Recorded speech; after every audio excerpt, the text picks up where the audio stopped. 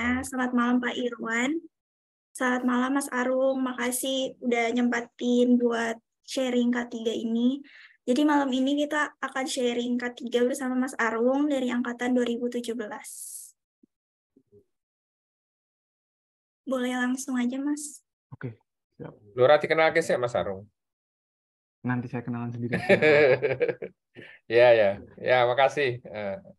Najwa juga Arung. Oke, terima kasih. Saya mulai ya Pak ya. Monggo, matur nuwun. Oke, sudah terlihat teman-teman? Sudah, Mas. Oke. Assalamualaikum warahmatullahi wabarakatuh. Selamat malam semuanya.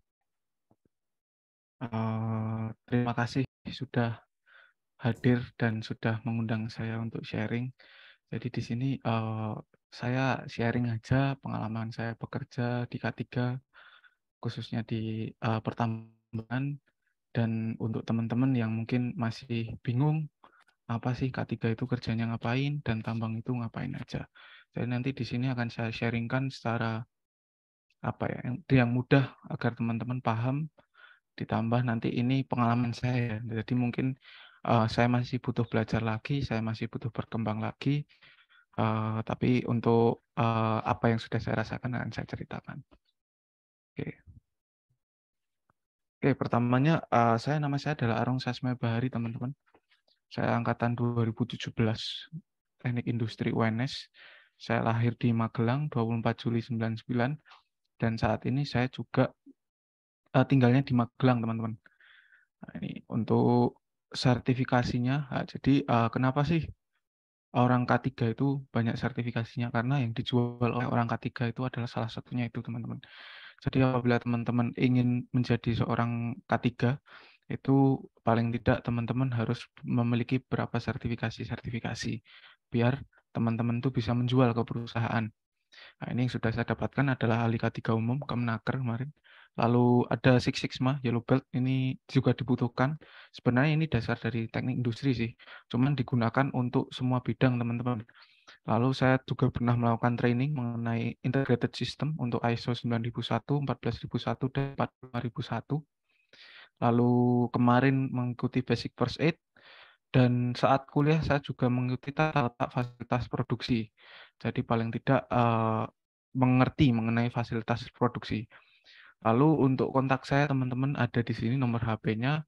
Apabila teman-teman nanti ingin bertanya-tanya, itu juga boleh melalui WA ataupun LinkedIn ataupun Instagram. Tapi untuk Instagram jarang saya buka, teman-teman, karena mengurangi. Saya mainnya cuma Sabtu Minggu aja. Lalu ini perusahaan saya, Madani Talatah Nusantara. Oke. Saya ceritakan sedikit profil singkatnya aja. Jadi PT Madani Talatah Nusantara itu berdiri sejak tahun 2001. Menjadi salah satu kontraktor tambang besar yang melayani dalam bidang jasa pertambangan di Indonesia. Dan PT Madani Talatah Nusantara ini bergerak di bidang jasa pertambangan, khususnya batu bara dan mineral. Jadi nanti akan saya jelaskan juga kenapa sih ada kontraktor tambang, ada pemilik tambang. Itu juga berbeda, teman-teman. Dan di PT Madani ini kita itu melayani bagian open pit mining atau tambang terbuka. Jadi ada yang dinamakan tambang terbuka sama tambang tertutup atau tambang bawah tanah, teman-teman. Open pit mining itu yang sering kita lihat-lihat di TV-TV, bentuknya dia terbuka atau kita menggali tanah itu untuk dipindahkan untuk diambil batu baranya. Ada yang tambang bawah tanah, itu contohnya kalau teman-teman sering lihatnya di Freeport, itu salah satu contohnya. Lalu general earthwork ini seperti pekerjaan-pekerjaan general seperti pembuatan jalan, pembuatan SAM ataupun pemompaan SAM atau dewatering. Itu juga nanti saya jelaskan. Lalu ada crushing, screening, material handling. Ini hauling untuk hauling batu baranya dari tambang ke port. Lalu ada equipment rental, cuman peminjaman equipment. Di Madani sendiri itu sudah memiliki 8 site yang tersebar di Sumatera dan Kalimantan. Masing-masing terdapat karyawan kira-kira berjumlah 400 hingga 1.500-an karyawan. Jadi ini teman-teman di sebelah kanan atas itu ada persebarannya. Satu di Sumatera, itu di saya ya, di PT MTN di wilayah Banko Barat, ini milik perusahaan PT Bukit Asam atau tanahnya milik Bukit Asam dan sisanya itu ada di Kalimantan. Nah, ini untuk area kerja saya dari foto atas atau drone. Jadi saya jelaskan juga ada yang namanya kontraktor tambang, ada yang namanya pemilik tambang atau di sini Bukit Asam. Nah, itu berbeda. Apa berbeda? Nanti bisnis prosesnya berbeda dan izinnya juga berbeda. Kalau pemilik tambang itu izin usaha pertambangan (IUP), kalau kontraktor tambang itu adalah IUJP, teman-teman. Nah, itu juga perlu diketahui oleh teman-teman K3, oleh teman-teman safety HSE, karena kita juga melayani atau kita juga mengurus bagian legal compliance, teman-teman. Nanti kita jelaskan juga. Oke, sebelum masuk ke apa sih apa kerjaan saya jelaskan dulu ini unit-unit produksinya. Mungkin beberapa teman-teman masih ada yang bingung. Ini namanya apa, fungsinya apa. Nah, pertama adalah ekskavator paling kiri atas. Nah, itu yang kedua adalah yang teman-teman paling sering lihat di tambang atau maskotnya tambang lah. Itu namanya kita nyebutnya truk rigid atau biasanya orang-orang nyebutnya HD haul dump. Nah, ini ada beberapa jenis. Ini yang saya perlihatkan yang paling banyak di Madani itu 777, Caterpillar 777 serinya. Nah, ini fungsinya kalau yang ekskavator tadi dia untuk digging atau dia untuk melakukan pengambilan batu bara atau pengambilan OB. Kalau yang HD ini teman-teman, ini kalau di set saya ini digunakan untuk hauling OB-nya teman-teman atau memindahkan OB-nya dari area front loading ke disposal. Lalu ada yang dinamakan grader teman-teman. Grader ini sebelah kanan atas itu fungsinya untuk melakukan perapian jalan teman-teman. Jadi jalan itu harus selalu dirapikan. Karena apa? Karena jalan ini komposisinya dari tanah dan tidak padat atau seperti aspal teman-teman. Kalau tanah ini mudah goyang ataupun mudah berlubang, jadi selalu dirapikan menggunakan grader. Nah, yang di bawah kiri ini ada yang dinamakan TC, kalau saya nyebutnya di perusahaan saya TC atau truck call, atau orang-orang menyebutnya DT atau dump truck. Jadi kalau yang besar adalah HD haul dump, yang kecil adalah dump truck. Nah, ini untuk mengangkut batu baranya. Kenapa kecil? Karena perbandingan nanti untuk OB dan batu bara itu berbeda. Jadi rasionya akan berbeda, unit digunakan juga berbeda, teman-teman. Tapi ada juga beberapa set yang menggunakan HD karena jumlah batu baranya terhampar. Lalu ada yang dinamakan doser, teman-teman. Ini doser. Doser itu fungsinya untuk scrap atau untuk membuat jalan juga. Dia membentuk jalan dan melakukan perapian di front loading ataupun disposal. Jadi nanti dia akan membantu mendorong. Nanti akan saya jelaskan. Bawah yang nomor 3 ya, itu water pump atau kita nyebutnya pompa ya, pompa air. Itu apa? Pompa air itu fungsinya untuk melakukan pemompaan air SAM, teman-teman. Jadi nanti juga SAM itu kenapa ada airnya? Karena hujan. Karena tempat itu kita gali semakin dalam itu akan menimbulkan genangan air.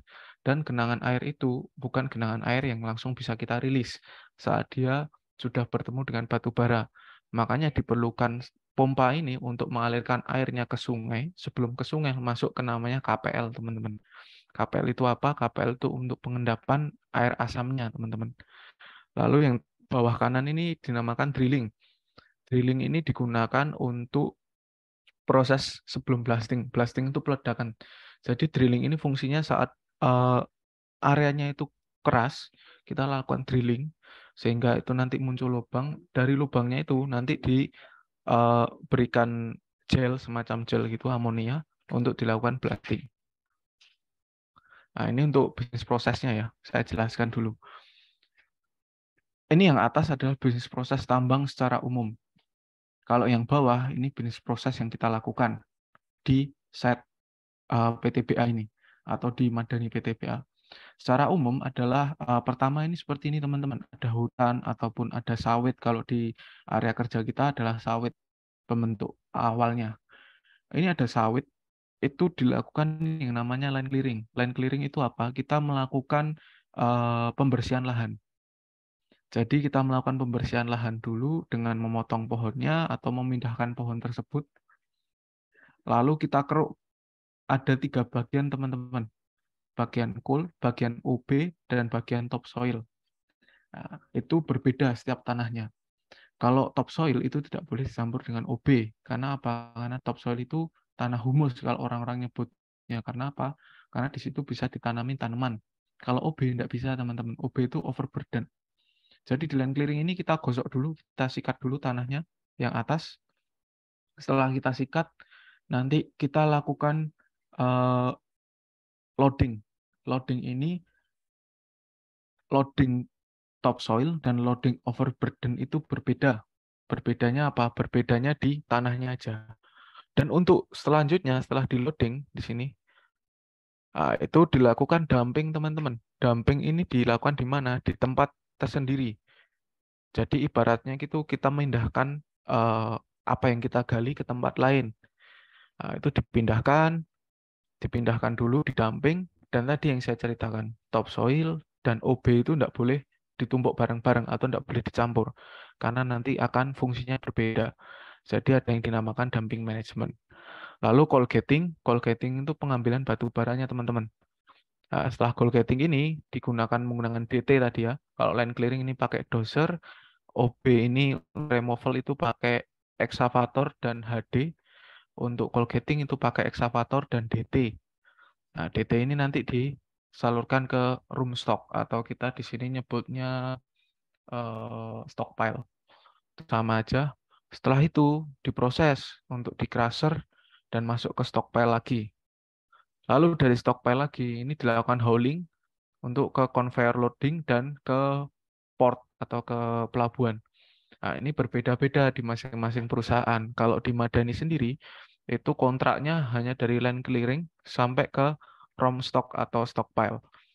Untuk crusher, stockpile, lalu loading sampai ke port itu dilakukan oleh perusahaan lain yang ditunjuk oleh PTBA.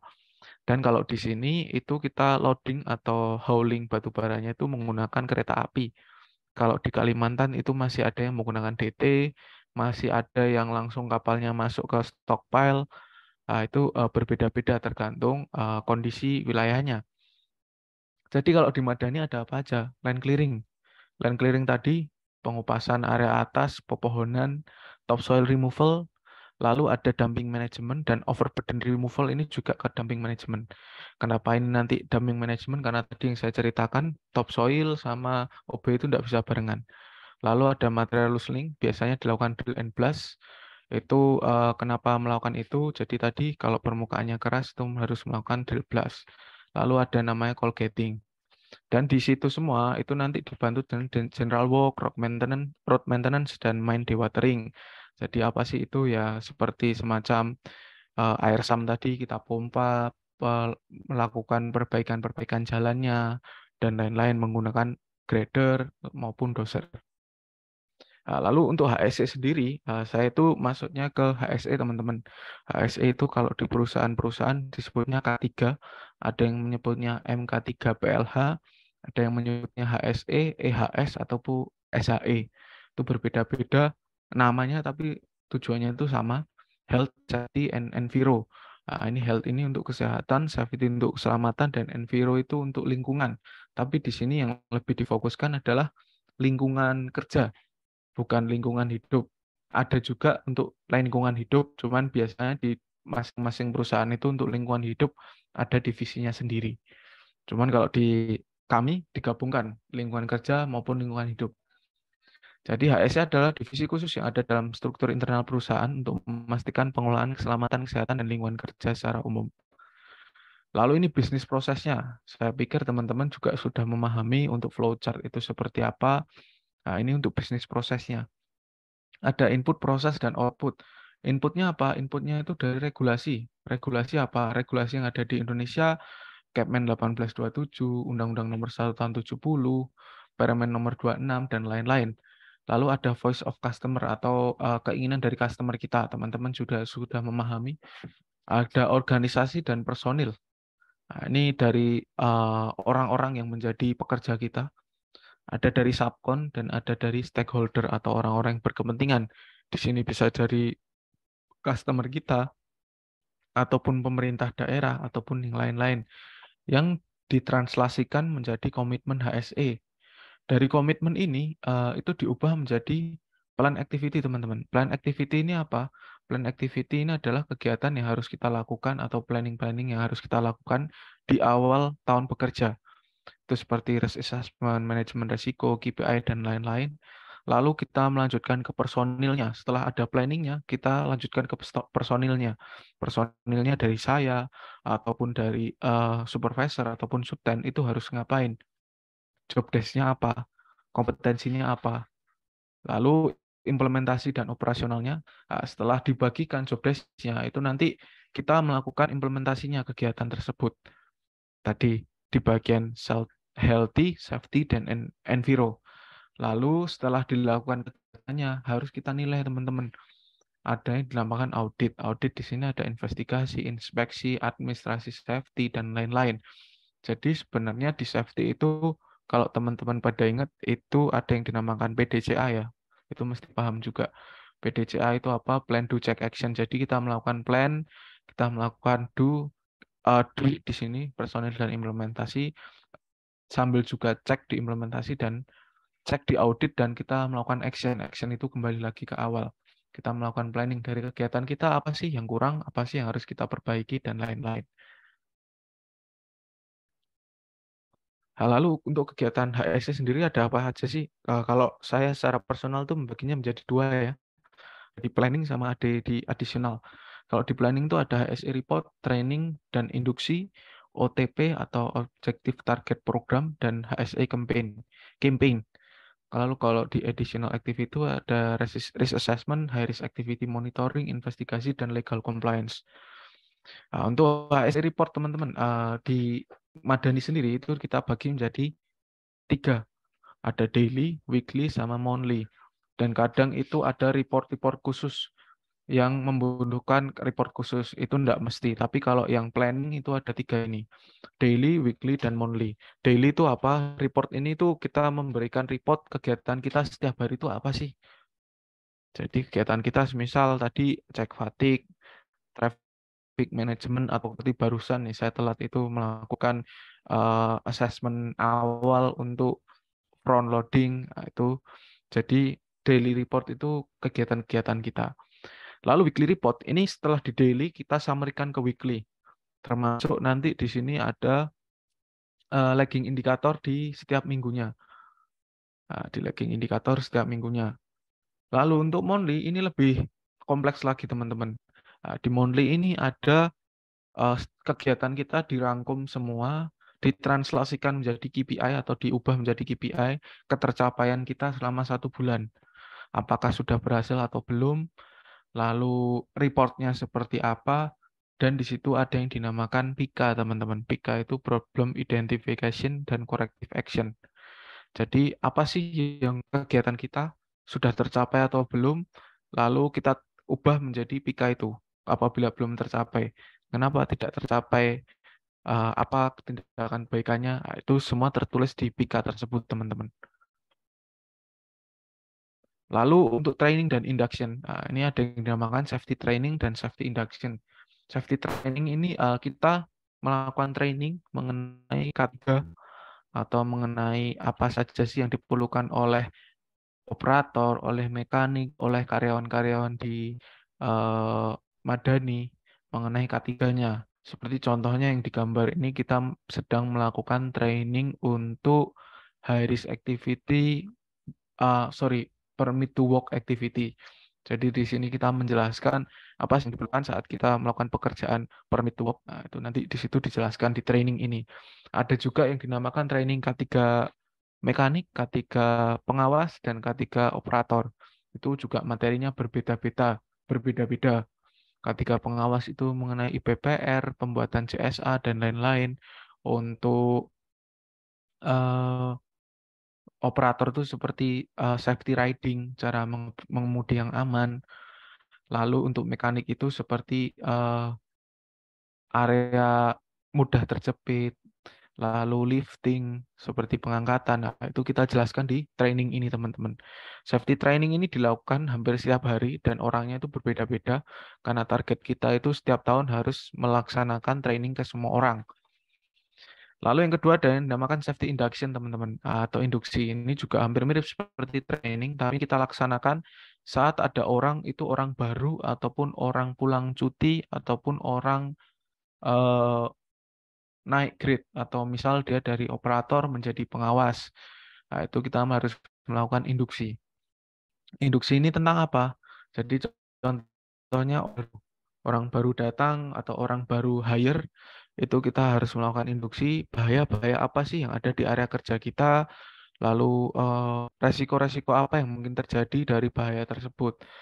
Kalau untuk pulang cuti, jadi untuk kita sendiri itu periode cutinya seperti ini, teman-teman. Kalau untuk saya sekelas officer, itu 70 hari kerja, 14 hari cuti. Jadi saya melakukan 70 hari kerja atau 2,5 bulan kerja, lalu saya mendapatkan cuti itu selama 2 minggu. Nah, itu harus melakukan induction atau induksi. Selama saya cuti, apa saja sih informasi mengenai K3 yang belum saya dapat? Nah, di induksi ini kita memberikan informasi-informasi itu. Oke, lanjut di Objective Target Program ya, atau OTP. Apa sih OTP? OTP tadi adalah OTP itu kegiatan-kegiatan yang sudah kita planning di awal tahun yang isinya banyak, teman-teman. Nah, ini kita kasih beberapa contohnya aja. Ya, mungkin teman-teman juga pahami dan ada yang masih bingung juga. Ini beberapa contohnya. Pertama adalah traffic management, teman-teman. Traffic management itu apa? Traffic management itu kita kan rekayasa lalu lintas yang ada tambang. Kegiatan-kegiatannya banyak, seperti assessment awal untuk jalan baru, ataupun pembuatan rambu, ataupun traffic monitoring, ataupun housekeeping atau audit traffic. Nah, ini apa? Ini kegiatan-kegiatan ini bertujuan untuk mengendalikan lalu lintas yang ada di tambang, karena fokusnya dari kita kontraktor tambang itu sebenarnya bermainnya juga banyak di lalu lintas dan banyak ini seperti di jalan raya, teman-teman. Saya rasa teman-teman juga sudah paham mengenai rambu-rambu itu bagaimana. Ini contoh yang bagian kanan atas ya. Ini kita melakukan mapping rambu-rambu. Mapping rambu-rambu itu kita mapping dulu apa sih jalan yang kita lewati, rambu-rambu apa yang kita butuhkan. Lalu setelah itu kita membuatnya atau manufacturingnya rambu-rambu. Lalu ada yang di sebelah paling kiri ini kita melakukan speed gun test. Nah, ini termasuk dalam traffic management. Kita melakukan speed gun test. Ada batasan. Kalau di jalan hauling itu ada batasan 40 km per jam, tidak boleh lebih. Kenapa? Karena nanti takutnya unit itu bisa guling atau bisa nabrak tanggul dan lain-lain. Itu untuk traffic management, teman-teman. Kalau untuk fatigue management, teman-teman, di sini fatigue management adalah kegiatan yang bertujuan untuk melakukan monitoring atau controlling di bagian fatigue atau kelelahan dari operator ataupun mekanik. Ini akan dibantu juga oleh paramedik. Seperti contohnya di dua gambar ini, kita melakukan pengecekan fatigue atau kelelahan dari orang tersebut. Ini operator ya, jadi kita berhentikan, kita cek berapa sih tensinya, sadar enggak dia saat diajak ngomong, saat dia suruh jalan seimbang enggak. Nah, itu ada ciri-cirinya, teman-teman, kalau orang fatigue. Dan saat orang itu fatigue, itu tidak boleh bekerja, harus diberhentikan. Itu ada di fatigue management. Dan enggak hanya cek fatigue ya, teman-teman, tapi di sini juga kita melakukan assessment untuk fatigue tersebut. Lalu OTP selanjutnya ada yang dinamakan emergency drill. Emergency drill ini adalah kegiatan untuk melakukan pelatihan kegiatan-kegiatan darurat. Nah, kegiatan darurat itu harus dilatih. Contohnya seperti di gambar ini, kita sedang melakukan pelatihan apabila terjadi kegiatan darurat kecelakaan di dalam unit atau dalam LV. Gimana sih cara kita menyelamatkan korban tersebut? Nah, itu harus dilakukan oleh tim safety. Walaupun tidak semua emergency drill ini dalam arti anggotanya safety, karena safety terbatas, ini juga harus diikuti oleh operator, oleh mekanik, dan oleh semua orang. Itu paling tidak tahu gimana sih cara penyelamatannya, cara penanganannya gimana, itu harus diketahui. Ini juga termasuk dalam first aid. Jadi kita harus mengetahui gimana sih caranya agar orang itu bisa tetap selamat. Ini di emergency drill. Ini dilakukannya 3 bulan sekali untuk pelatihan emergency drill-nya, tapi untuk emergency drill-nya, jadi kalau di pelatihan itu kita ngasih contoh, ini cara ngangkat orang seperti ini. Tapi kalau di emergency drill itu benar-benar kejadiannya dimiripkan saat ada insiden. Jadi semua skenario sudah di skenario sehingga orang-orang itu bisa tahu apa sih yang harus dilakukan. Nah, ini dilakukannya 6 bulan sekali emergency drill ini. Lalu ada yang dinamakan housekeeping, teman-teman. Housekeeping itu apa? Housekeeping itu kegiatan untuk melakukan penilaian area kerja kita. Mungkin teman-teman sudah tahu ada yang dinamakan 5R ataupun 5S. 5R, ringkas, rapi, resik, rajin, rawat, dan lain-lain. Itu sudah ada dan itu harus kita terapkan. Makanya ada yang dinamakan housekeeping. Housekeeping ini nggak bersih-bersihnya. Yang aspek yang dilakukan oleh teman-teman HSE itu adalah di bagian kita melakukan assessment atau penilaian housekeeping. Disesuaikan dengan standar. Standarnya itu sudah diatur di SOP kita ataupun diatur di permen ataupun di undang-undang. Contohnya seperti lampu, itu keterangan berapa. Lalu makanan, ini saya waktu foto housekeeping di area office, teman-teman ini kita ada temuan bahwa di area genset itu banyak sampah. Makanya kita arahkan untuk teman-teman melakukan pembersihan. Lalu yang di bawahnya dan di bagian paling kanan, ini kita housekeeping di area kantin. Kita cek kantinnya seperti apa, sanitasinya bagaimana, apakah ada enggak makanan kita ini busuk atau enggak. Nah, itu harus dilakukan housekeeping. Nah, ini salah satu bentuk tugas safety itu melakukan assessment di housekeeping itu. Lalu ada yang dinamakan daily safety patrol, teman-teman. Atau yang kita sebut SP atau patrol. Patrol itu apa? Kita melakukan pengecekan ke setiap kegiatan yang dilakukan pada shift tersebut. Contohnya di bagian kiri atas itu kita sedang melakukan pengecekan untuk coal getting atau pengambilan batu bara ya. Nah, itu kita cek gimana tanahnya, becek enggak? Kalau becek ya kita omongkan ke pengawasnya untuk di-scrub atau dihilangkan beceknya.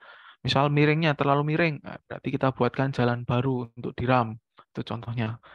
Yang bawah ini juga saat saya melakukan patrol di OB, kita menemui pengawasnya. Oh Pak, ini ada temuan jalannya enggak rata, tolong di grader. Atau misal Pak ada temuan ini disposalnya ini ada retakan, itu tolong dilakukan pengeraman atau kita melakukan perbaikan. Nah, itu contohnya seperti itu. Ini untuk di area operation ya teman-teman. Nah, DSP ini juga dilakukan di area workshop atau plan. Nah, ini yang mungkin teman-teman ada yang tahu, ada yang belum tahu. Ini di ada gembok-gembok itu apa sebenarnya? Itu yang dinamakan LOTO, teman-teman. Lockout, take out. Lockout, take out ini sudah diterapkan di semua kegiatan, tidak hanya pertambangan. Di pabrik pun harusnya menggunakan LOTO ini. Kenapa LOTO? Sifatnya cuma sederhana sebenarnya. Dia hanya gembok, teman-teman. Tapi di gembok ini fungsinya cukup gede.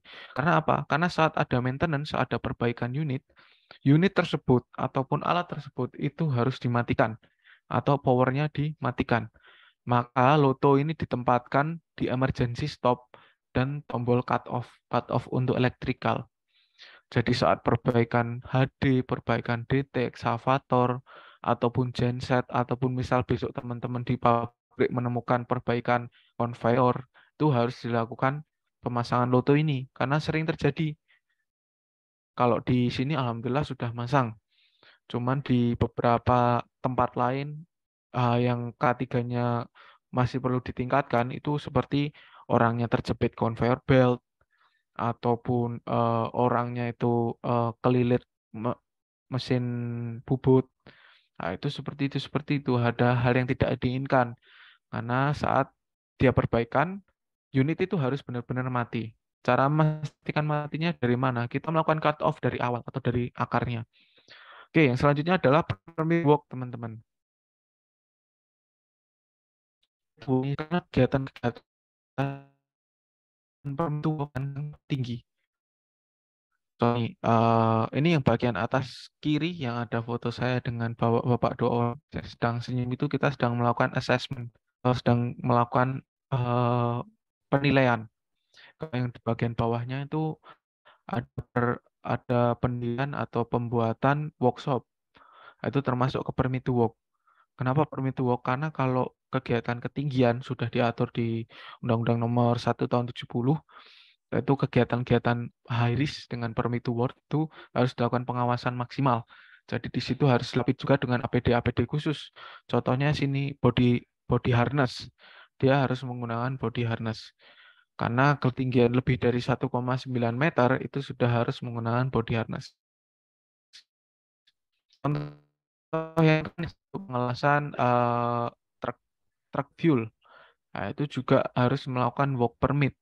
Kenapa? Karena di work permit ini kita melakukan inspeksi sebelum pekerjaan itu dimulai.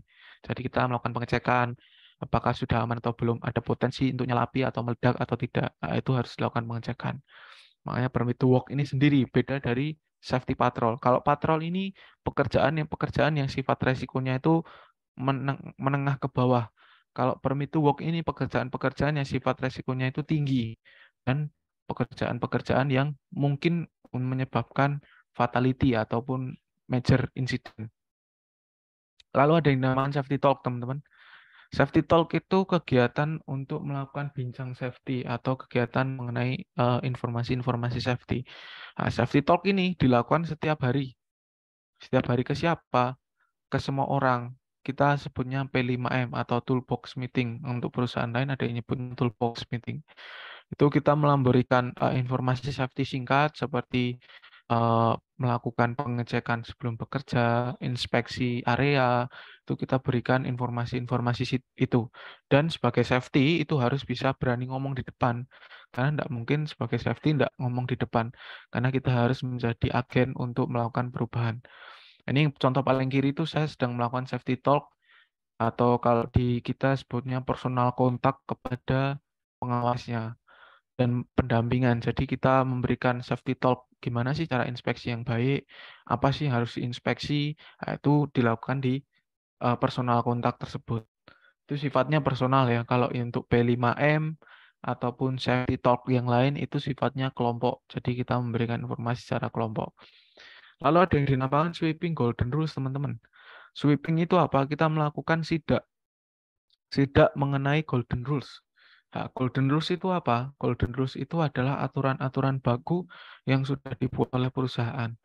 Saya yakin semua perusahaan tambang itu ada yang dinamakan golden rules. Golden rules ini aturan-aturan yang sudah rinci dan singkat. Biasanya bisa diingat. Seperti contohnya saat mengoperasikan unit itu harus ada main permit-nya, harus ada kimpernya. Nah, itu diatur di golden rules. Kita melakukan sweeping, kepatuhan orang-orangnya. Gimana sih orangnya udah patuh atau belum? Nah, itu dilakukan sweeping, teman-teman. Makanya yang sering banyak-banyak orang tuh takut sama HSE karena nanti sweeping takutnya ditegur di ASP atau lain-lain. Tapi sebenarnya tujuannya bukan itu, tapi tujuannya adalah kepatuhan kita terhadap peraturan, terhadap prosedur. Kalau ada yang dinamakan kontraktor safety management system, teman-teman. Nah, ini adalah program baru yang mulai dilakukan oleh semua perusahaan. Kita nyebutnya CSMS. CSMS ini apa? Mungkin di materi mungkin sudah ada, mungkin belum ada karena ini cukup baru program ini. Jadi kita melakukan penilaian kepada kontraktor kita. Kontraktor kita salah satunya tadi bagian kantin. Bagian kantin kan itu yang melakukan masak-masak. Nah, itu ya kita nilai bagaimana sih apakah sudah aman atau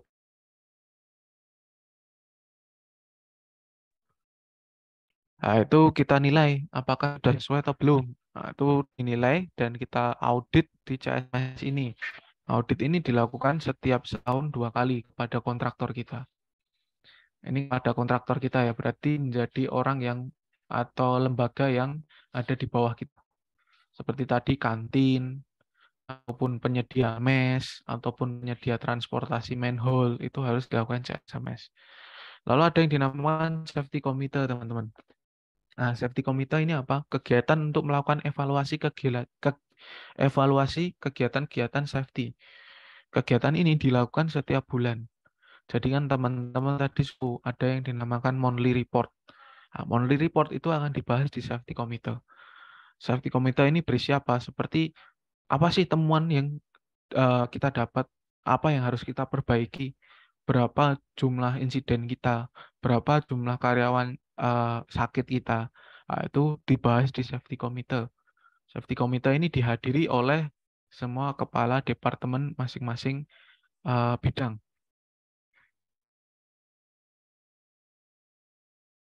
Lalu ada yang dinamakan HSE campaign, teman-teman. HSE campaign ini kita melakukan kampanye mengenai keselamatan kerja. Contoh yang kiri itu kita membuat banner mengenai cara penggunaan APAR. Nah, untuk contoh yang kanan ini salah satu program baru dari saya. Jadi saya memberikan kampanye baru atau dashboard yang sering kita sebutnya, atau barcode kalau orang-orang sini taunya.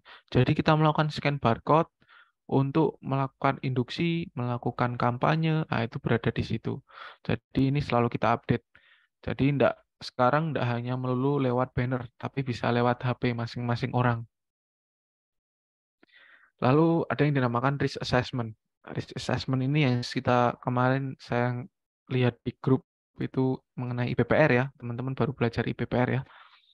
Dan yang saya lakukan tadi makanya agak telat itu karena kita melakukan risk assessment awal. Nah, itu apa sih kegiatannya? Kita melakukan assessment awal sebelum kegiatan itu dilakukan. Tapi tidak semua harus di risk assessment. Mungkin kalau teman-teman memperhatikan waktu materi risk assessment atau IPPR atau HIRA, itu kapan dilakukan? Saat ada kegiatan baru, saat lokasinya baru, ataupun saat ada modifikasi kegiatan. Itu harus dilakukan IPPR, ataupun ada resiko-resiko baru yang mungkin muncul. Contohnya ini, kita melakukan IPPR atau kita melakukan penilaian terhadap jalan. Jadi kita nilai jalan, karena kita mau membuat jalan baru, simpangan baru teman-teman. Simpangan baru itu kita nilai potensinya apa sih yang mungkin muncul dari jalan itu. Misal nih, di sini tertulis tertabrak atau senggolan. Resiko, halo, masuk ya? Oke, pengendalian resikonya apa sih? Kita membuat rambu-rambu, kita membuat rekayasa lalu lintas seperti lampu merah, rambu-rambu, median jalan ataupun tanggul itu kita buat. Ada PIC-nya dan ada batasnya. Nah, itu kita buat. Setelah dari form ini tuh kita buat per kegiatan, teman-teman. Nah, itu ditranslatekan ke yang bagian kanan atas. Nah, ini banyak sekali jumlahnya. Jadi itu nanti ditranslatekan, di situ kita nilai juga. Karena di IBPR itu teman-teman mesti kemarin kalau yang sudah tahu itu ada angkanya. Jadi kita mengubah kualitatif menjadi kuantitatif. Berapa sih yang bisa kita terima, berapa yang tidak bisa kita terima. Nah, itu diubah di form yang besar ini. Ini dilaporkan setiap tahunnya. Yang bawah ini dokumentasi contohnya saat kita melakukan IBPR. IBPR ini harus dilakukan oleh semua orang. Bisa diwakilkan. Misal contohnya ini ada dari HSE dan ada dari kontraktor lain dan dari PTPA. Kenapa? Karena di jalan itu dilalui oleh semua orang. Jadi harus kita lakukan assessment bareng-bareng dan harus disosialisasikan ke semua pegawai kita. Lalu ada yang dinamakan high risk activity monitoring. Nah, ini hampir sama seperti permit to work. Tapi bedanya apa? Saat permit to work itu termasuk high risk, tapi tidak semua high risk itu masuk ke permit to work. Di high risk activity monitoring itu kita melakukan monitoring ke semua kegiatan high risk. Tidak semua kegiatan di tambang itu diklasifikasikan sebagai high risk, ditentukan dengan IPPR tadi. IPPR tadi kan yang nilainya lebih dari 12 itu dikategorikan sebagai high risk. Tapi kalau yang nilainya kecil itu tidak dikategorikan sebagai high risk. Nah, ini kita melakukan monitoring untuk kegiatan tersebut. Seperti contohnya ini, kita sedang melakukan general overhaul atau kita sebutnya GOH atau kalau orang-orang mengetahuinya apa ya? Servis besar. Jadi bagian part-partnya yang lama-lama itu kita ganti, kita ubah. Ini kita sedang melakukan GOH unit excavator PC 2000. Kalau teman-teman bayangkan ini kira-kira gedenya itu setengahnya gedung 1. Nah, itu kita sedang melakukan GOH untuk EXA ini. Kan unit-unitnya itu berat-berat atau barang-barangnya berat-berat. Jadi kita sedang melakukan pengangkatan. lalu ditranslatekan. Apa sih yang perlu diperlukan saat kita melakukan kegiatan high risk? Seperti JSA. JSA itu apa? Job Safety Analysis yang harus dibuat oleh orang-orangnya. Lalu PD khusus. Contohnya tadi kegiatan lifting ini harus menggunakan sarung tangan. Lalu unitnya apa? Misal unitnya crane. Dan di situ unitnya itu juga harus dipastikan kuat enggak untuk mengangkat itu. Load chart-nya itu sesuai atau enggak. Nah, itu di situ high risk activity monitoring. Lalu ada juga yang dinamakan investigasi, ini unplanned ya. Investigasi itu kegiatan-kegiatan yang dilakukan untuk mencari fakta-fakta dari kejadian atau dari kecelakaan, sehingga kita tahu penyebab dasarnya apa, dan semoga kecelakaan tersebut tidak terulang kembali. Ini salah satu contohnya adalah kecelakaan kecil ini. Jadi ada unit HD, nabrak tanggul. Nah, itu kita investigasi lapangan dulu. Kita lakukan investigasi, kita ukur berapa sih jarak pengeremannya, bagaimana bentuk tapaknya, alur melajunya seperti apa. Kalau perlu dilakukan rekonstruksi. Nah, setelah investigasi ini selesai, nanti unit ini akan kita evakuasi. Evakuasi itu apa? Kita rilis dari area kecelakaan tersebut. Kita tarik, kita bawa ke workshop. Tapi saat terjadi insiden itu memang harus diberhentikan. Karena kita butuh datanya dari investigasi ini.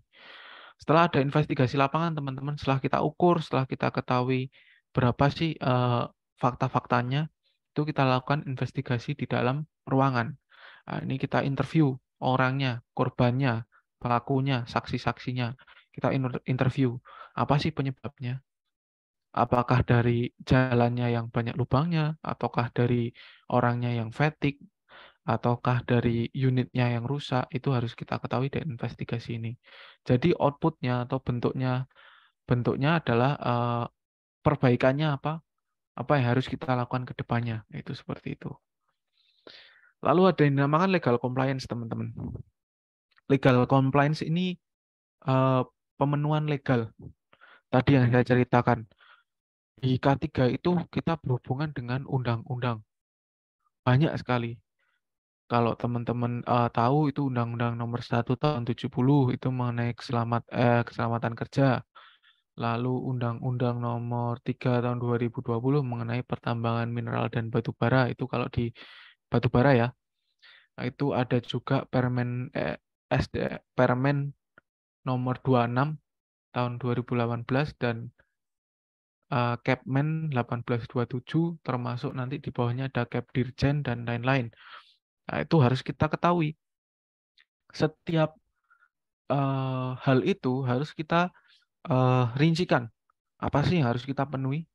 Apa sih yang harus kita lakukan dari peraturan-peraturan itu? Contohnya ini, saya melakukan pengukuran pencahayaan. Fungsinya apa? Fungsinya adalah bahwa di peraturan sudah jelas kalau pencahayaan di area jalan itu berapa? 50 lux. Misal di area workshop itu berapa? 200 lux. Ya, itu harus dipenuhi legalnya. Ini untuk bagian paling kiri. Di bagian tengah atas yang isinya dokumen-dokumen, nah ini setiap kegiatan kita, OTP tadi, traffic management, fatigue management, itu harus dilakukan perekaman, teman-teman. Atau kita harus merekamnya. Ngerekamnya ini dimasukkan ke dalam bantek-bantek yang warnanya hijau stabilo ini. Jadi setiap kita melakukan kegiatan itu harus kita catat, kita masukkan ke situ bahwa itu adalah rekamannya. Oh ini loh kegiatannya, IBPR-nya seperti ini, hasilnya seperti ini, harus kita rekam, dimasukkan ke bantek-bantek situ. Yang bawahnya ini adalah dokumen-dokumennya. Seperti formulir IBPR itu ada di situ yang masih kosong ya. Lalu fatigue check itu ada di situ. Speed gun test itu ada di situ. Jadi kita di bawah ngambil, kita ambil, kita bawa ke lapangan, kita tulis, nanti tulisannya itu kita masukkan ke bantek-bantek ini. Nah, lalu yang di bawah ini adalah audit, teman-teman. Nah, setiap kegiatan itu harus dilakukan audit. Cek ya tadi yang PDCA kan di bagian C kan cek. Nah, itu harus melakukan audit. Audit itu ada audit internal dan audit eksternal. Nah, ini yang kita lakukan adalah audit internal. Oke. Di audit ini apa sih yang dilakukan audit? Audit itu ada macam-macam, banyak audit. Ada audit keuangan, ada audit fisik, ada audit sistem. Nah, kalau di tambang itu khusus.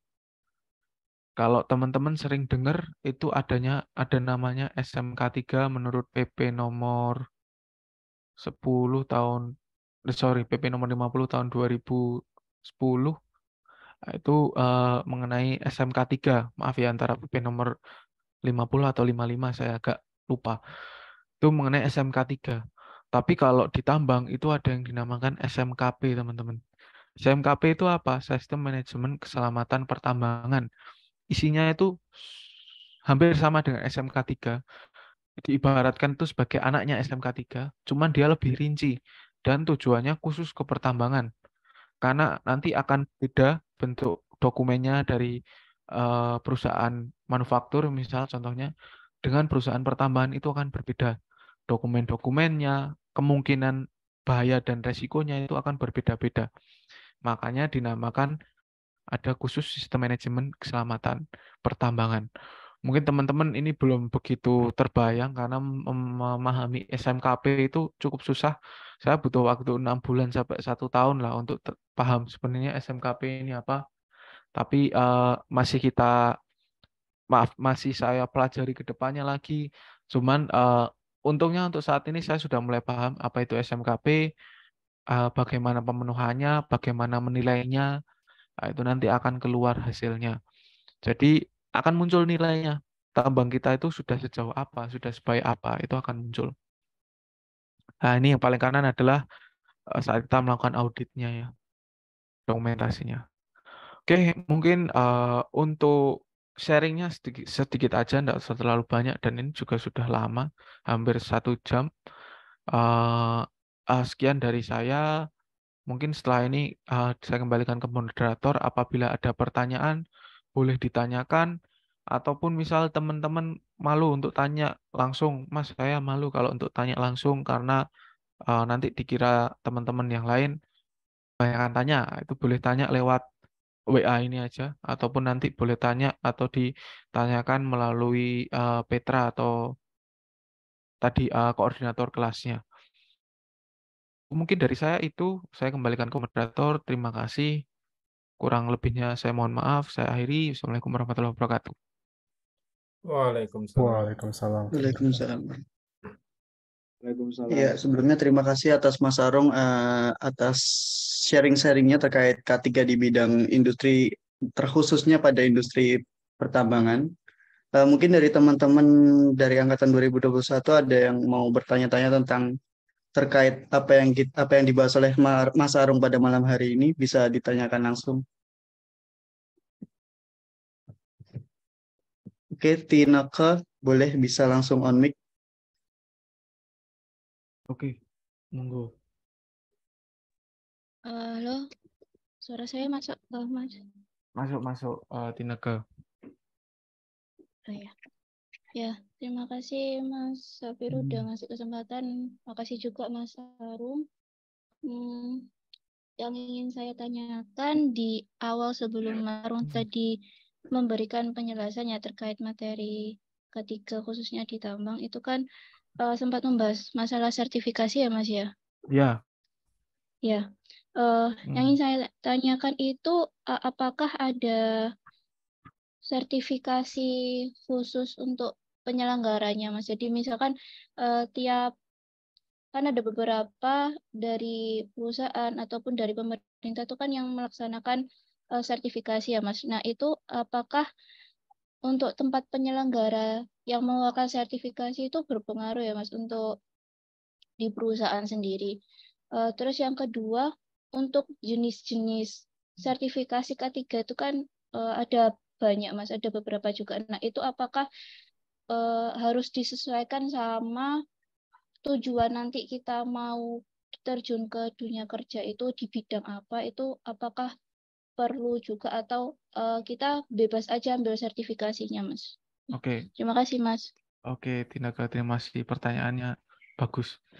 Oke, mengenai sertifikasi ya, saya jelaskan juga. Saya tuh jujur baru tahu sertifikasi K3 itu setelah masuk K3. Jadi lulus itu saya tidak punya sertifikasi apa-apa, saya cuman punya Six Sigma Yellow Belt sama tata letak fasilitas. Cuman saya tidak punya sertifikasi khusus K3. Jadi siapa sih yang melakukan lembaga sertifikasi ini atau siapa sih yang melakukan kegiatan-kegiatan ini? Nah, ini dan dinamakan sertifikasi, ada yang dinamakan training, sebentar, ada yang dinamakan apa itu namanya kalau jadi gini, sertifikasi itu dilakukan oleh lembaga-lembaga khusus jasa K3, lembaga jasa K3 atau kita biasanya sebutnya LSP.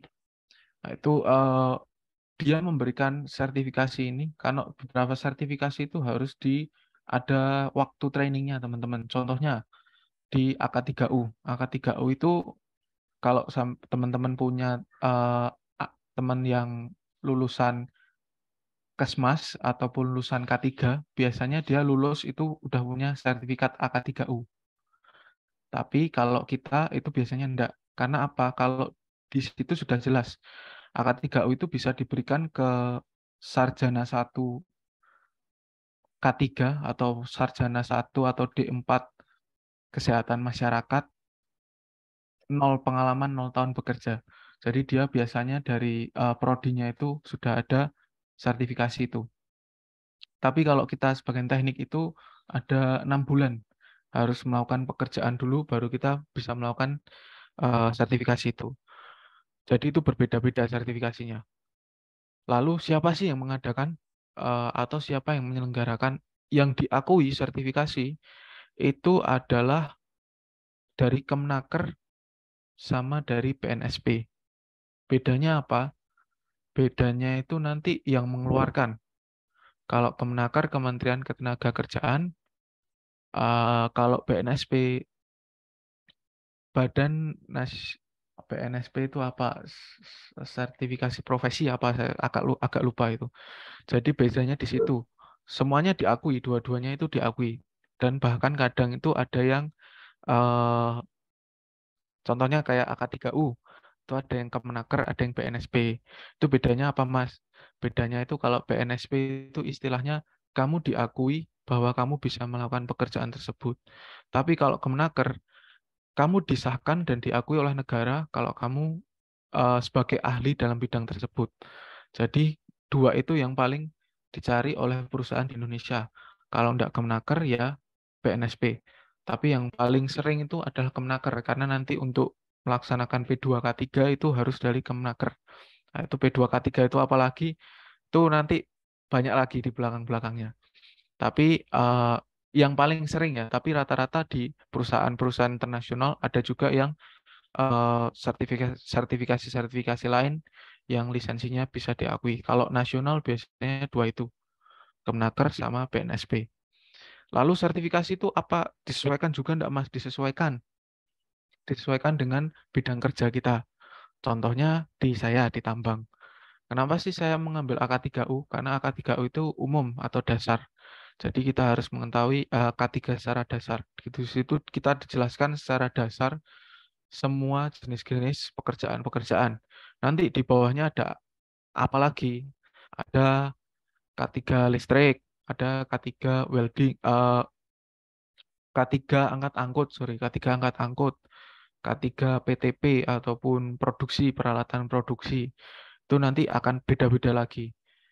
Jadi di situ nanti terperinci lagi. Kalau teman-teman mau masuk di bidangnya lebih dalam lagi, boleh ngambil itu. Tapi kalau di tambang, itu cukup AK3U sama dinamakan POP. POP ini yang baru saya rencanakan untuk melakukan sertifikasi. POP itu adalah pengawas operasional pratama atau pengawas operasional pertama. Itu diwajibkan oleh kementerian oleh ESDM untuk semua pengawas itu harus memiliki POP. POP ini juga ada jangka waktunya. Nggak kita lulus langsung POP itu nggak bisa. Kayak AK3U tadi, kita lulus langsung AK3U, bisa nggak? mungkin bisa beberapa ya, tapi mungkin ada yang tidak bisa juga. Ada yang sangat ketat, ada yang dari LSP-nya atau yang dari penyaringnya itu tidak ketat. Contohnya kalau kayak saya kemarin tuh ditanya dulu kerjanya udah berapa tahun, S1 kah atau SMA atau D3. Itu jenjangnya akan berbeda juga jarak kerjanya. Sama seperti POP. POP itu harus 1 tahun dulu bekerja di tambang, baru kita boleh mengeluarkan POP itu. Nah, itu sertifikasi khusus di tambang ya. Jadi ibaratnya sertifikasi itu ada banyak, tapi yang paling banyak diserap oleh perusahaan itu tadi Kemenaker dan PNSP, dan sertifikasi ini juga dikhususkan. Kamu mau ke tambang, sertifikasinya khusus. Kamu mau ke minyak, sertifikasinya khusus. Mau ke crane atau angkat-angkut, itu sertifikasinya khusus. Mungkin Tineke yang bisa saya sharingkan dan saya ketahui. Oke, sebelum ke penanya lain, saya minta ke on cam sebentar. Saya juga belum kenal ini. Ini dari universitas lain, Arung. Oh iya ya. Ini kelas terbuka kah, Pak?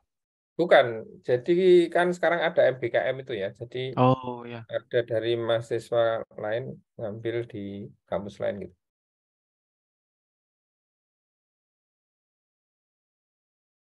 Sudah ikut kelas berapa kali, Tin? Ikut terus, Pak. Sejak awal, berarti sudah 4 kali. Iya, Oke, benar, Pak. oke, cukup. Jurusannya teknik industri juga ya, Mbak Tineke ya? Iya, kebetulan sama. Di mana? Undip? Dari Surabaya kayaknya. Oh, dari Iya, dari Surabaya. Telkom Surabaya. Oh, Telkom Surabaya. Ya. Oke, mungkin sebelum ada pertanyaan lain, saya mungkin perlu menegaskan sedikit ya supaya nggak mispersepsi. Jadi, Mas Arung ini mengambil sertifikasi K3 umum tadi mungkin karena memang punya cita-cita menjadi bekerja sebagai ahli safety gitu ya. Tapi kalau tidak, sebenarnya tidak harus kan ya, Arung ya? Nggak harus, Pak. Harus. Kalau Jadi misalnya hanya selain di bekerja di safety, pertambangan gitu tidak harus. nggak harus. Tapi kalau mau spesifik sebagai ahli K3, K3, nah baru gitu ya. ya. Jadi supaya tidak salah persepsi nanti. Mm-mm. Terus, Tapi kalau yang POP tadi wajib. oh ya, Cuman itu biasanya perusahaan, Pak, yang memberi. Jadi santai aja, teman-teman. yang menyertifikasikan. Iya, nanti ke BNSP perusahaan. Ya ya. Oke. Monggo silakan dilanjutkan kalau ada pertanyaan. Yang lain, monggo. Kalau mau tanya random apapun itu boleh. Misal tanya apa, Mas cutinya berapa hari, itu enggak apa-apa.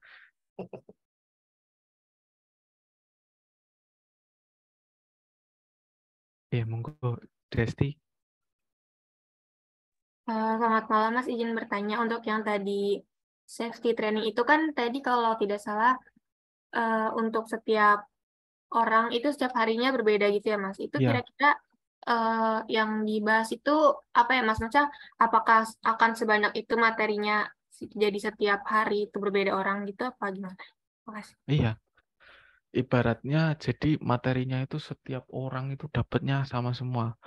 Misal ini berbeda-beda gimana contohnya. Misal hari Senin, hari Rabu, hari Sabtu itu untuk kegiatan K3 operation.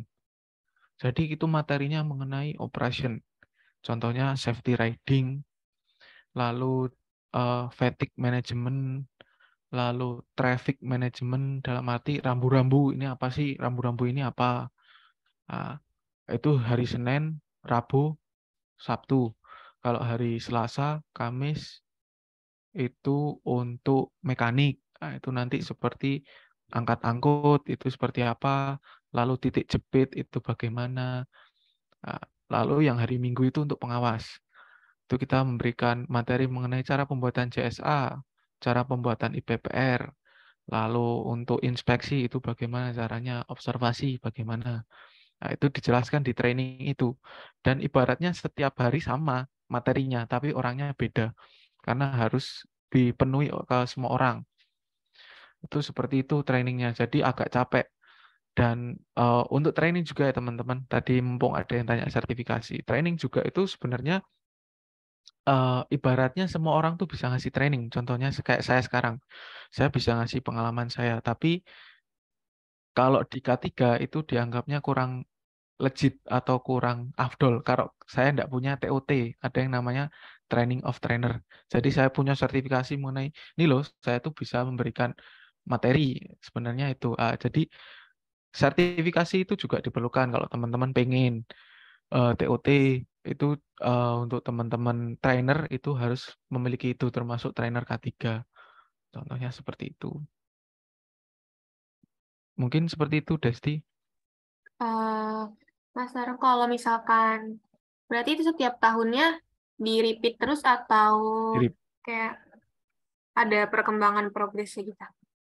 itu kegiatan itu diulang terus setiap tahun, tapi materinya akan diperbarui. Contohnya, ada enggak kegiatan baru di bisnis proses kita? Tadi teman-teman sudah saya ceritakan bisnis prosesnya. Misal ada kegiatan baru, oh sekarang kita suruh haulingnya sampai ke port. Nah, itu nanti kita buatkan materi baru mengenai hauling sampai ke port. Itu apa sih resiko yang mungkin terjadi? Apa sih potensi bahayanya dan kemungkinan-kemungkinan resikonya itu apa? Itu seperti itu. Jadi harus kita berikan training itu juga atau pemahaman itu kepada seluruh pegawai. Karena itu sudah menjadi kewajiban ibaratnya gitu. Ya, Mas, makasih banyak Mas Sarung. Oke.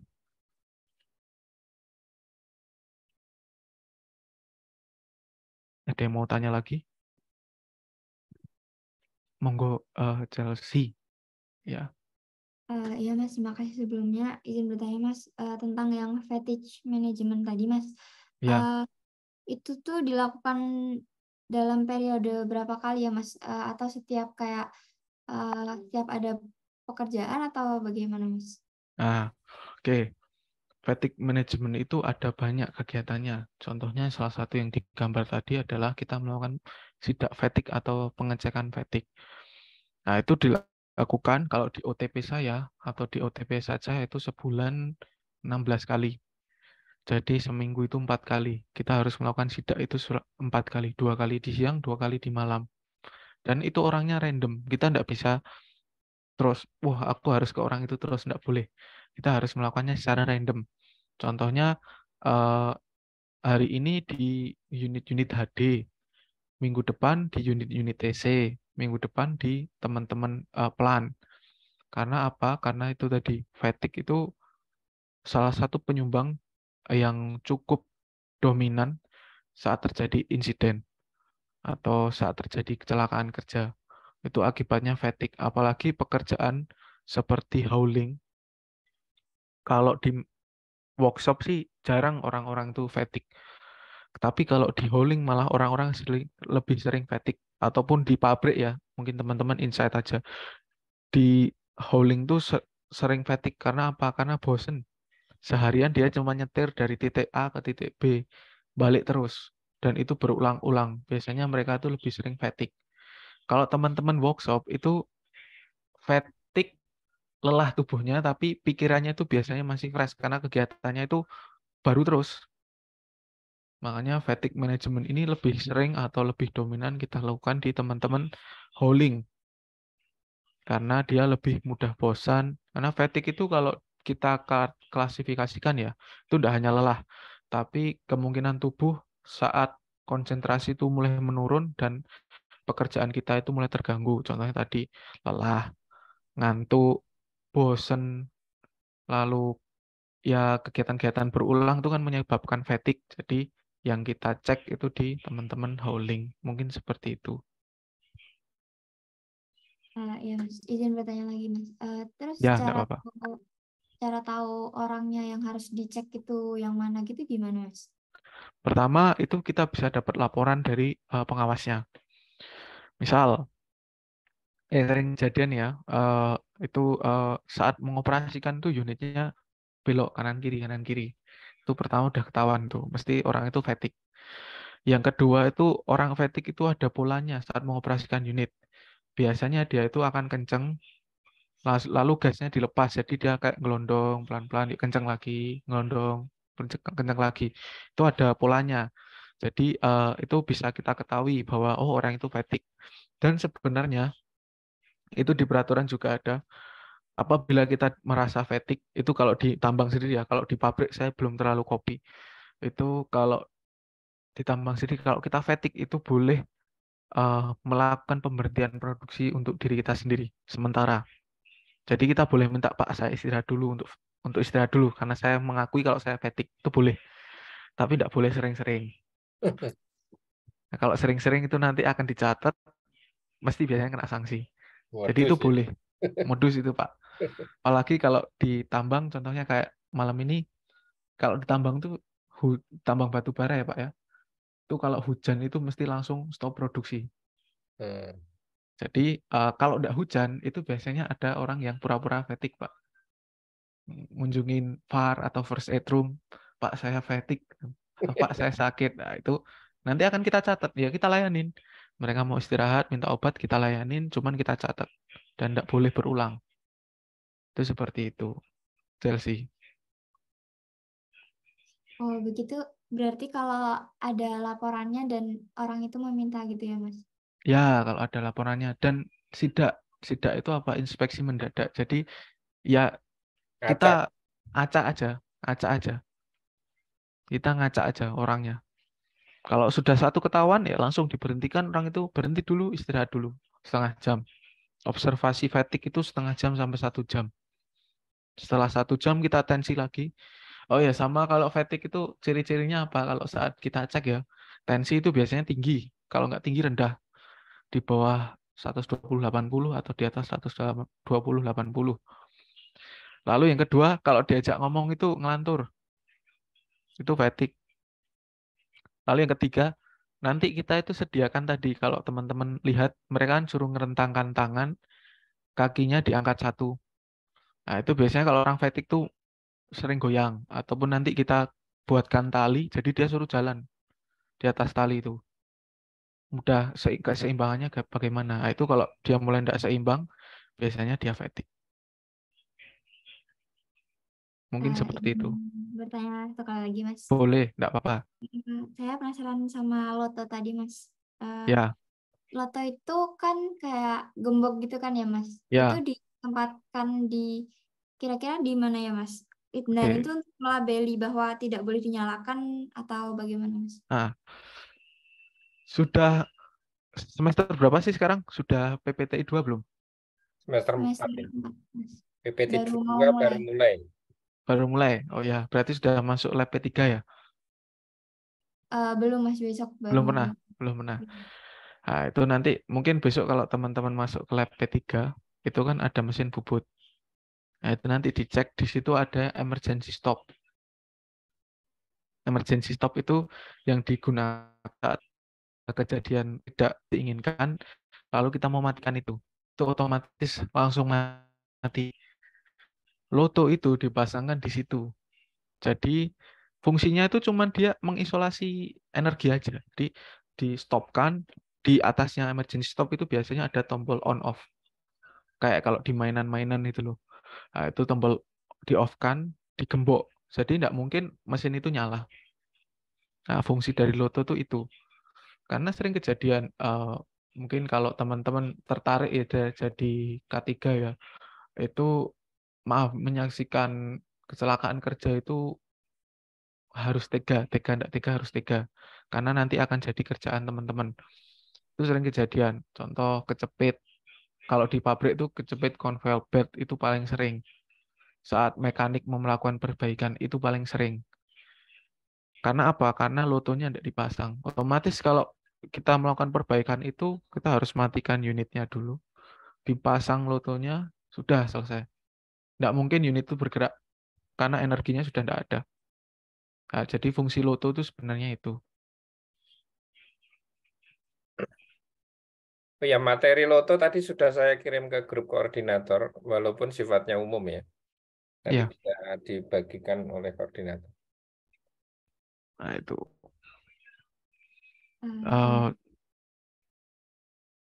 Oke, ada yang tanyakan lagi, Chelsea? Iya, izin bertanya satu kali lagi, Mas. Ya, enggak apa-apa, udah. Kan misalnya di tambang itu kan habis dikeruk gitu ya Mas, habis diambil tanahnya buat ngambil batu bara. Iya, Itu ya. biasanya setelah dikeruk itu nanti tanahnya dibalikin lagi atau gimana Mas? Gini. Ada yang dinamakan sebagai proses pasca tambang. Pasca tambang itu tidak saya bahas tadi. Kenapa? Karena banyak atau sendiri itu kegiatan sendiri. Pasca tambang itu bagaimana caranya kita mengembalikan area lahan tersebut menjadi area semula atau area yang bisa dipergunakan lagi. Contohnya tadi, kalau kamu tanya, Mas, setelah ditambang itu dikeruk lalu dikembalikan lagi enggak? Rata-rata reklamasi itu tidak mengembalikan itu, tapi ada juga yang mengembalikan. Karena apa? Pertama, cost-nya itu sangat besar. Dan cost reklamasi itu kita tidak dibayar. Karena misal gini, contohnya, kalau cost digging atau cost ngeruk itu kenapa kita dibayar? Karena kita tujuannya mau mengambil batu bara itu. Yang dijual itu kan batu bara itu. Tapi kalau batu baranya habis, kita mau dapat pendapatan itu dari mana? Biasanya itu dilakukan pasca tambang itu dengan apa? Pertama, tadi yang saya ceritakan, adanya pompa. Pompa itu untuk mengalirkan airnya, kalau bisa dialirkan. Kalau tidak bisa dialirkan, itu nanti airnya itu mesti sebagai air asam tambang. Nah, itu harus dilakukan pembersihan air asamnya itu. Dengan cara apa? Dengan cara ditabur kapur. Makanya kalau teman-teman sering lihat yang pernah meninggal di saat renang di air asam tambang itu karena biasanya di bawah air asam tambang itu enggak kayak kolam renang, jadi enggak datar, tapi lumpur. Karena tanahnya itu tadi ngendap, kena asam, bawahnya lumpur. Biasanya orang yang renang di situ akan kecelup di bawah, kemasukan air asam tambang, terus meninggal. Jadi saat itu enggak bisa ditutup, kita harus menangani itu. Air asam tambang itu harus dijernihkan atau dikembalikan. Kalau enggak, soalnya enggak ada ikan yang bisa hidup di situ. Burung kalau sudah nempel ke situ, mati biasanya. Enggak ada tanaman-tanaman. Itu harus dibersihkan atau dinetralkan. Setelah itu, apa sih harus dilakukan? Kan tadi enggak kita tutup. Bentuknya tetap kolam. Pasca tambang itu harus mengembalikan lagi. Orang-orang di situ tuh kerjanya apa sebelum ada tambang? Contohnya di sini, kerjanya itu kerja sawit. Berarti kita harus mengembalikan lagi kebun sawit itu. Kalau enggak, kita bisa alihkan sosial ekonominya ke bagian lain. Misal contoh tadi sudah ada kolam, berarti kita buatkan tambak, kita buatkan sawah untuk irigasi. Contohnya seperti itu. Jadi kalau untuk menutupnya, kecil kemungkinan untuk melakukan reklamasi untuk menutup itu, karena cost-nya gede. Tapi cara lainnya kita melakukan revegetasi di disposal tadi. Jadi ibaratnya sudah kita keruk, kita jadikan gunung, gunungnya kita tanami tanaman, kerukannya ini kita buat menjadi kolam. Biasanya seperti itu. Tapi sangat lama karena tambang ini bisa prosesnya 5 sampai puluhan tahun untuk nambang. Mungkin seperti itu, Chelsea. Baik Mas, terima kasih banyak Mas. Oke, siap.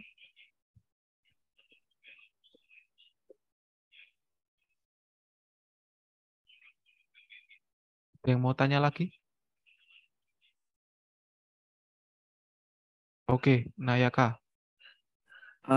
Selamat malam Mas Arung. Malam, Nayaka. Izin bertanya Mas. Yo, monggo.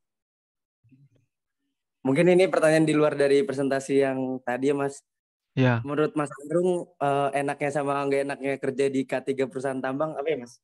Ini buat pertimbangan kalau dari kita teman-teman mau kerja di perusahaan tambang juga. Oh ya, oke. Enak K3 dulu aja. Enaknya atau enggak? Enaknya di K3. Enaknya gini, di K3 itu kerjanya itu enggak kayak orang produksi. Produksi itu harus kerja terus karena dia dikejar target. Tapi kalau orang K3 itu kadang satu hari kosong, kadang satu hari full. Jadi kita kerjaannya itu bisa full seharian kita kerja, bisa full seharian kita unak-unuk lah ibaratnya. Cuman itu enaknya. Cuman enggak enaknya di K3 itu tanggung jawabmu paling besar. Dalam arti gini, kepengawasan untuk bahaya, untuk resiko itu dari K3. Jadi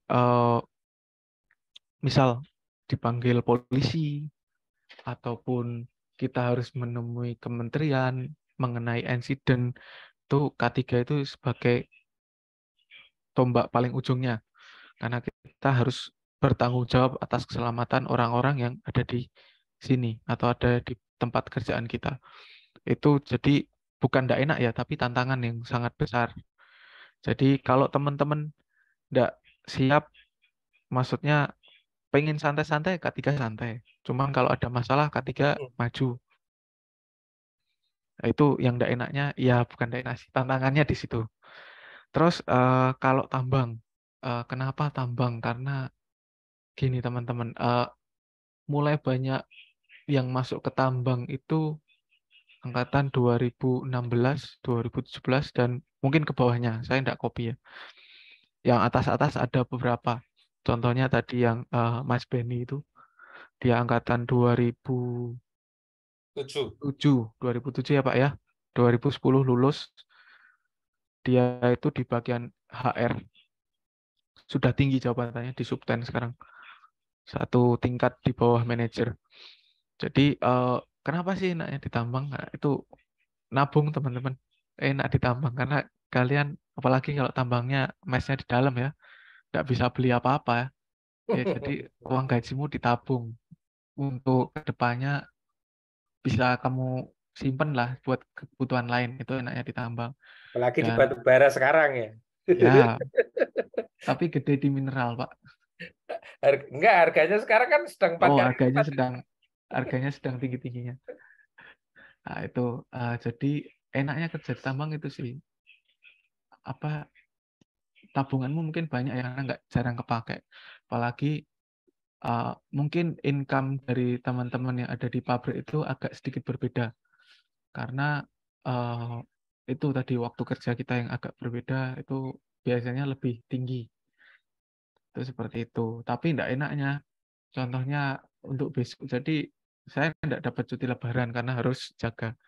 Enggak enaknya di situ sih. Jadi kerja kita tuh enggak bisa seenaknya sendiri, karena kita dikontrol sama perusahaan. Apalagi perusahaan tambang itu tanggal merah tetap jalan kita. Biasanya dapat lembur, cuman tetap jalan. Dan enggak bisa pulang, apalagi di tempat yang jauh. Saya dari bandara aja 6 jam. Nah, itu kita pulang enggak mungkin bisa. Seperti itu, teman-teman. Enggak enaknya. Muara Enim itu Sumatera Selatan ya? Jadi Pak, Sumatera Selatan 6 jam dari Palembang, Pak. 5 jam, 5 jam dari Palembang, Pak. Oh, turunnya di Palembang ya? Jadi Pak, turunnya di Palembang.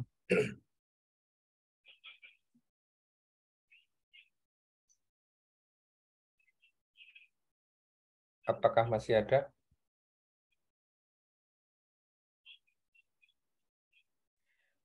Mas, izin tanya lagi Mas. Ya. Kejadian yang kemarin di Pertamina yang kebakaran itu berarti K3-nya ya Mas yang kurang ini.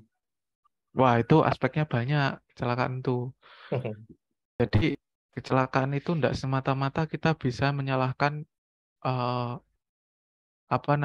personalnya ataupun menyalahkan kondisi lingkungannya. Jadi gini, mungkin kalau Pak Irwan menjelaskan, teman-teman harus memahami ini ya, karena saya dulu sering bolos juga sebenarnya. Tapi sekarang jadi K3. Itu ada yang dinamakan. Tapi Arum dulu kalau presentasi semangat tuh. Jadi Pak, pokoknya bagian ngecap nek kula niku paling banyak ngomong. Jadi setiap insiden itu ada penyebab awal dan penyebab dasar, teman-teman. Nah, penyebab awal itu dari kondisi tidak aman ataupun tindakan tidak aman. Contohnya, kalau misal ya kita contohkan atau kita bayangkan dari Pertamina kemarin, itu ada enggak tindakan tidak amannya? Misal kayak orang merokok di area tersebut, nah, itu tindakan tidak aman. Kalau kondisinya contohnya seperti misal ada kebocoran, nah, itu kita enggak tahu siapa yang salah. Tapi kalau ada kejadian seperti itu, otomatis K3-nya itu paling pusing. Karena mereka mesti ibaratnya apa ya? Oh, ini orang K3 ini yang salah, itu mesti. Padahal enggak semuanya seperti itu. Tapi dasarnya ada itu, tindakan tidak aman dan kondisi tidak aman. Kalau yang itu mungkin juga sabotase ya mungkin itu. Mungkin karena itu punya pemerintah lah ibaratnya gitulah. Kita nggak tahu itu.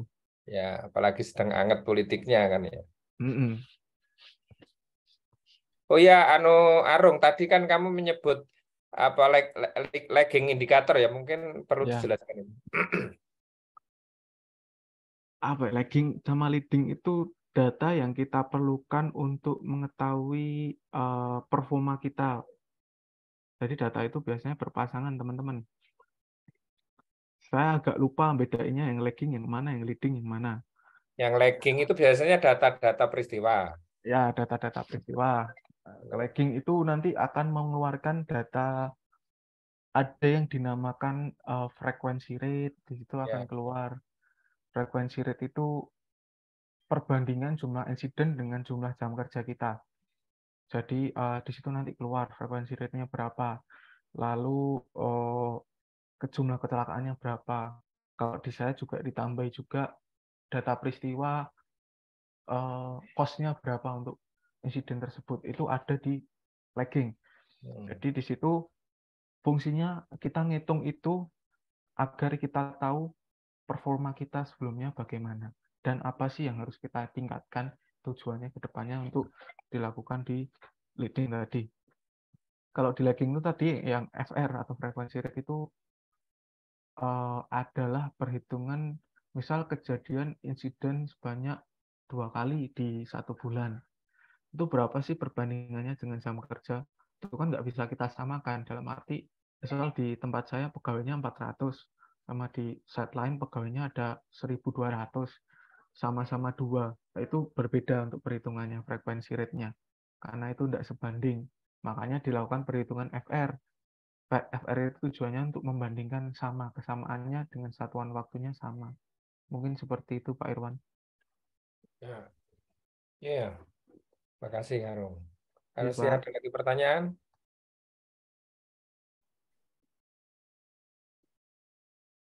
Tidak ada, mungkin wis sudah turu iki, Arung. Iya, Pak. Karena terlalu malam mungkin. Oh iya, tadi moderator yang membuka tadi siapa? Oh iya, Pak. Sedikit aja, Pak, untuk terakhir, Pak. Monggo. Oke, terima kasih untuk Pak Irwan, terima kasih untuk teman-teman teknik industri angkatan 21, ataupun teman-teman dari Telkom ya tadi ada ya. Terima kasih sudah menghadiri acara ini dan mengundang saya. Mungkin sharing ini hanya sharing pengalaman.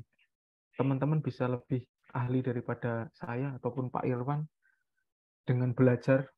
Jadi saya rasa teman-teman harus belajar, karena kalau buang-buang waktu kayak saya dulu kuliah sering kosongnya ngulangin lagi belajarnya. Jadi lebih baik belajarnya waktu kuliah biar IPK kalian tuh kepake sama UKT kalian tuh enggak hangus.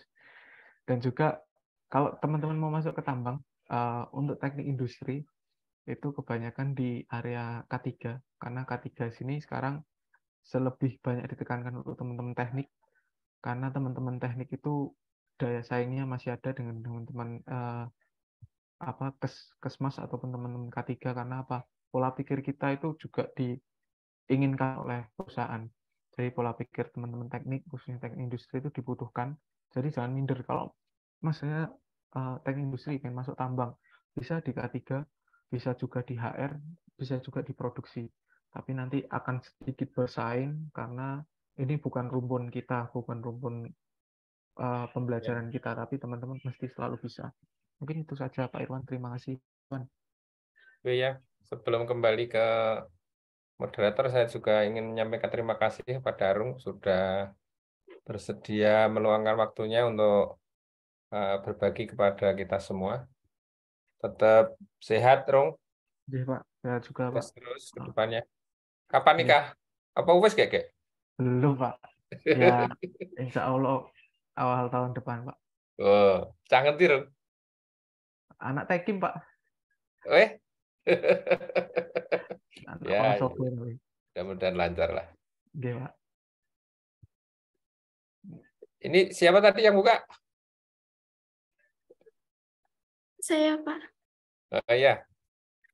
Silakan.